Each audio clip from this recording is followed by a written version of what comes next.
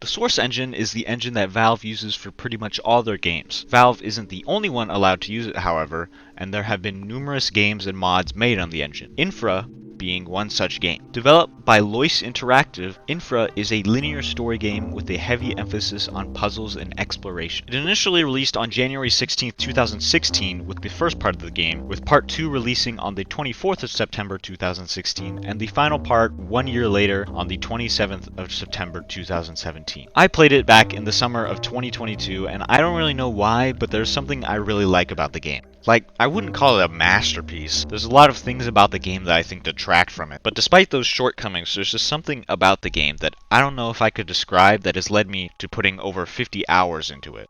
The game's got a bit under 3,000 reviews on Steam, and while this video definitely won't boost those numbers, my hope with this video is that I can convince at least one person to try it. The game takes place in the fictional city of Stallberg, which is located in the also fictional Scandinavian country of Stalland. You play as Markku Siltanen, an employee at the National Consulting Group, who the game chooses to refer to as simply Mark. Mark is tasked at the beginning of the game with surveilling the infrastructure of the Hammer Valley Dam and the Bergman tunnels, and from there he embarks on a long journey through a lot of caves and places throughout Stallberg to try and save the city. In order to survey these locations, Mark is equipped with his flashlight and camera, which leads me into talking about the gameplay. Since you are tasked with surveilling the infrastructure of the various locations throughout the game, you are equipped with a flashlight and camera. I don't think I have to explain the flashlight, but the camera is your tool for surveillance. Going through the game, there are two things you're tasked with looking out for: evidence and places of disrepair. Evidence is usually journals or pieces of paper that are lying around that you can inspect, as well as suspicious things like explosives or money. Places of disrepair are things in the world that aren't right, like cracks or breaks in a wall or burst pipes, things of that nature. Now, do you have to take pictures of these things to progress through the game? No.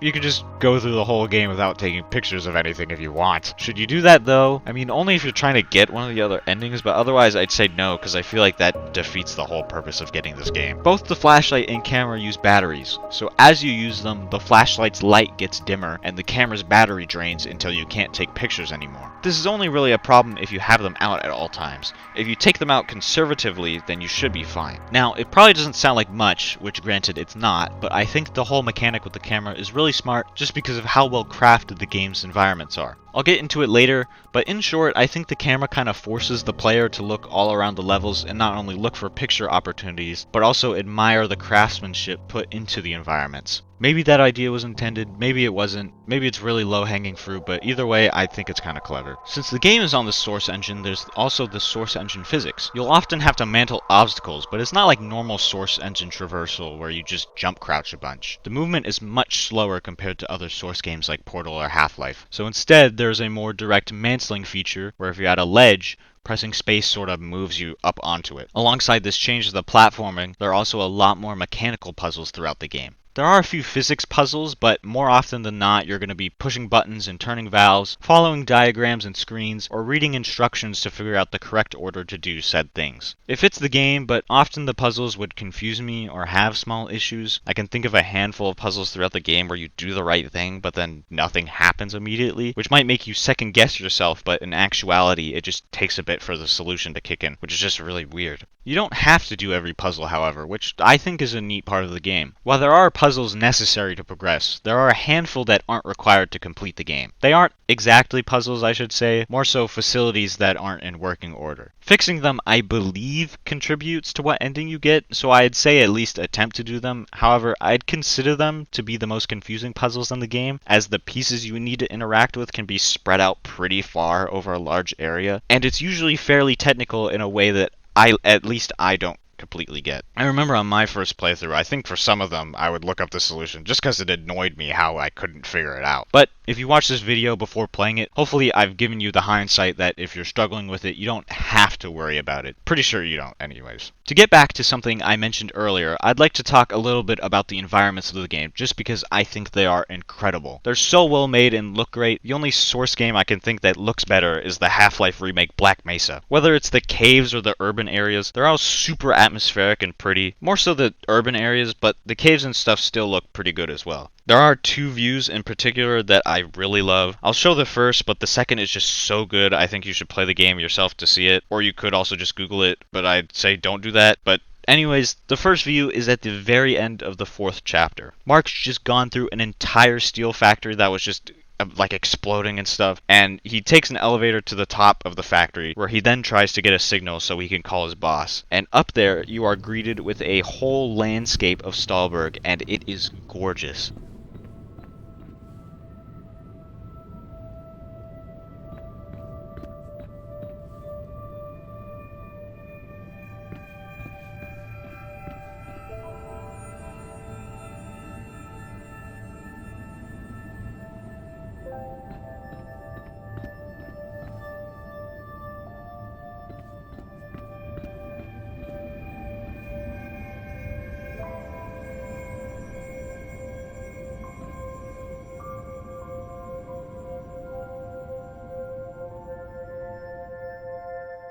You can see the cars and stuff on the highway. There's hot air balloons that are slowly floating over the city, and you can even see planes take off from the airport. It gives me the same sense of relief I imagine Mark does after having gone through all these underground caves and structures. Speaking of Mark, there is one little thing I'd like to mention about him. Something that could be maybe a make or break for someone is the fact that you're going to hear Mark talk out loud a lot. He points out a lot of obvious stuff. Whenever you take a picture of something in disrepair, he has a chance to say stuff like, I'm pretty sure that's not meant to be like that. Interesting. Bolt cutters might come in handy. This will take more than just a new coat of paint. Huh. Plot twist. That's not good. And he also keeps track of the batteries, so whenever you change batteries, he states how many batteries are left. He also states how many he has when you try to pick up a pack of batteries. That makes 8 packs of flashlight batteries. 8 pack of spare batteries for the flashlight. That makes 2 packs of spares for the camera. I still have 9 packs of batteries left. That makes 10 packs of batteries for the flashlight. That's 6 packs of flashlight batteries. I have like a ton of these things already. And he just has a lot of remarks to make about things throughout the game. It personally doesn't bother me. I find it kind of amusing and it makes me like Mark more, but I can imagine it might annoy some, so that's why I mention it. I think the story is interesting because there are kind of 2 main storylines. The first is the more surface level one following Mark, which I mentioned at the beginning. He's tasked with surveying the Hammer Valley Dam and the Bergman tunnels, but after an accident in the tunnels, a domino effect of infrastructure failing throughout the city begins, and it eventually leads up to Mark having to save the city himself. The second storyline more so has to do with what caused the events of the game to even occur in the first place. The majority of the documents and evidence that you take pictures of in the game all contain little tidbits of the story, and is further told through audio recordings you find. It all paints this conspiracy involving several high-ranking figures of Stahlberg, and I think it's neat that you could miss most of it. There are only a few points in the game where it kinda hits you in the face with it. I would be lying if I said that I fully understood it. I'm not a lore expert on the game, but I think I get the gist of it. That's not to discredit the narrative, it's just to me, it feels like there's a lot to it, and I'd attribute that as a slightly more positive thing. Like, the documents that don't specifically deal with the conspiracy go into a variety of other things, like the underground world of the city. There's a lot in the game that I think could make for a pretty engaging video going into everything within the game, main story stuff, but also all of the secrets and details. There's so much extra stuff in this game that doesn't necessarily pertain to the main narrative, but they more so just flesh out the world in a cool way. What is seemingly just a normal world based in reality has such bizarre oddities that make the game more charming. It's a big part of why I wanted to make this video. There are chapter-wide Easter eggs, little secrets hidden throughout, and even an ARG that I think still hasn't been solved. I obviously wouldn't want to spoil most of these because I think you should experience them yourself, but to give a taste, I'll mention a more tame one that I am a fan of. In short, in Chapter 7, there is a point where you can just find the demon core, and you get an achievement if you kill yourself with it. That's it. It's just there. You might find it, you might not, but it was put in the game and doesn't really have anything to do with anything, and I love it. If anything were to stick with you after watching this video, it's to give this game a try for all the wacky stuff in the world. Now, I feel like it makes sense to think that besides the game itself, there isn't anything else, and it's just a standalone game.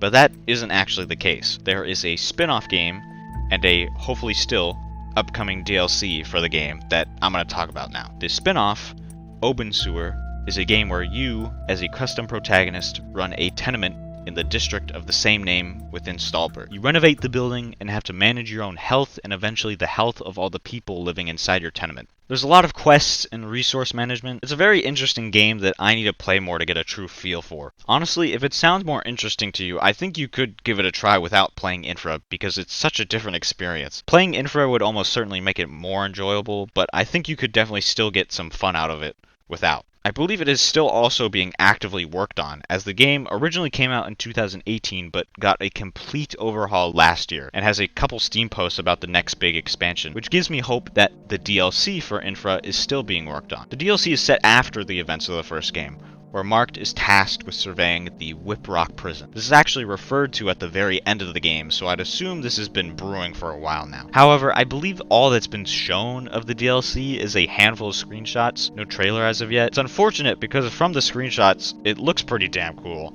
so I'm really hoping it hasn't been cancelled. I wouldn't be surprised if I missed something saying whether the DLC was cancelled or not. Looking at the wiki for Infra, the latest screenshot for it has both subtext saying it was a teaser from 2020, but the file was from 2023, so I have no idea.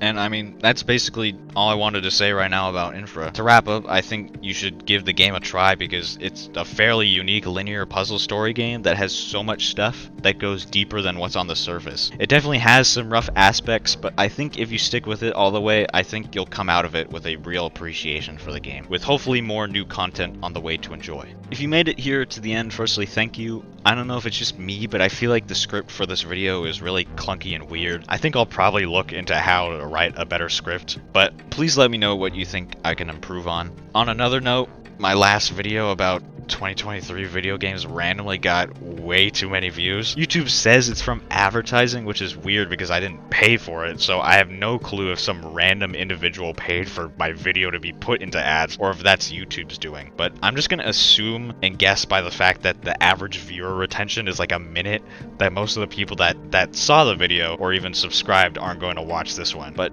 somehow if you're watching this video and you got the 2023 video as an ad, then thank you for coming back. I'm really inconsistent when it comes to making videos, but I do have a few ideas.